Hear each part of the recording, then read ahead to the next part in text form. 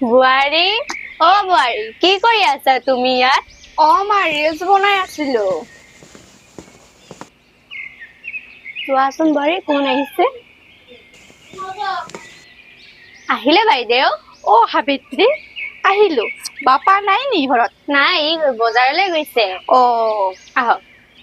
এজনী কোন সাবিত্ৰী? ঘৰত নতুন কাম কৰা ছোৱালী নি? নহয় এজনী মোৰ বোৱাৰী।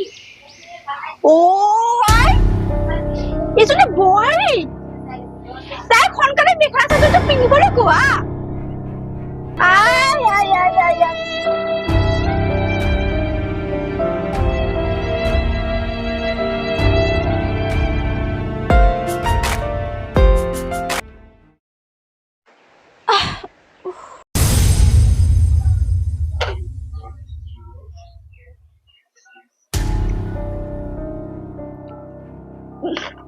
ইমান বেয়া হৈছে।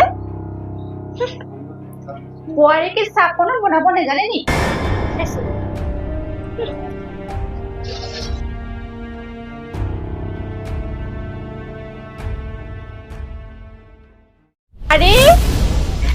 আৰু অলপ চাহ দিয়াচোন। চাহখিনিতো ভালেই হৈছে, মই এনেহে কৈ আছোঁ।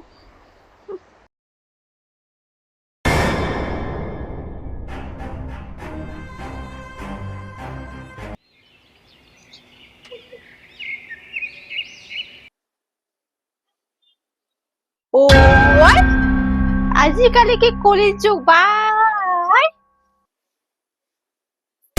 বোৱাৰীয়ে মোবাইল পিটিকে থাকিব আৰু ইফালে শাহুৱেকে আঞ্জা কাটিব, বাকী ঘৰৰ গোটেই কাম বন কৰিব। হয় বাইদেউ, বোৱাৰীয়ে কাটি আছে। বোৱাৰীৰ দেউতাকৰ ফোনটো অহাৰ কাৰণেহে মই কটাৰীখন ললো। হয় নি? ঠিক আছে, তুমি কৰা কাম। হ'ব দিয়া। আহো। মা, এই পেহীজনী কেনেবাকৈ হলেও ঘৰৰ পৰা খেদিব লাগিব। অহাৰ দিনাৰ পৰা মোক জ্বলাই আছে। ইমানবোৰ সহ্য কৰিব নোৱাৰি নহয়। বোৱাৰী ঠিকে কৰিছা তুমি। তেনেহলে কেনেকৈ খেদিম?